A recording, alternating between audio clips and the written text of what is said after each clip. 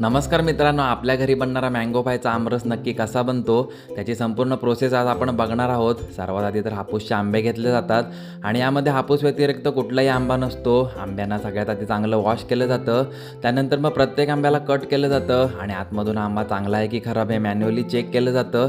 त्यानंतर मग हे आंबे मशीनमध्ये टाकले जातात आणि या मशीनमधून या आंब्यांचा रस निघतो आणि दुसऱ्या बाजूने आंब्याच्या साली आणि मधली जी कोय असते ती ऑटोमॅटिकली सेपरेट होते. आणि आता या काढलेल्या रसाला 90 डिग्रीमध्ये बॉईल केलं जातं आणि आमरस खाली जळू नये म्हणून मोटारच्या साहाय्याने याला कंटिन्युअसली ढवळलं जातं. तर आता आमरस इथे बॉईल होतोय तोपर्यंत आमरसचे जे रिकामे टीन असतात त्यांना पण चांगलं बॉईल करून निर्जंतुक केलं जातं आणि मग हा उकळता रस या टीनमध्ये पूर्ण वरपर्यंत भरला जातो.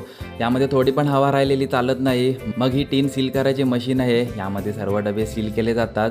ही प्रोसेस काळजीपूर्वक करावी लागते कारण रस एकदम गरम असतो. तर आता डबे सील झाल्यावरती ही प्रोसेस इथेच संपत नाही. या सील झालेल्या डब्यांना पण पुन्हा पाण्यामध्ये बॉईल करावं लागतं आणि बॉईल झाल्यावरती पुन्हा यांना थंड पाण्यामध्ये ठेवून रूम टेम्परेचरमध्ये आणलं जातं आणि नंतर या डब्यांना आता पाण्यामधून बाहेर काढून फॅनवरती चांगलं वाळवलं जातं. आणि आता शेवटचं काम म्हणजे याला लेबल लावायचं.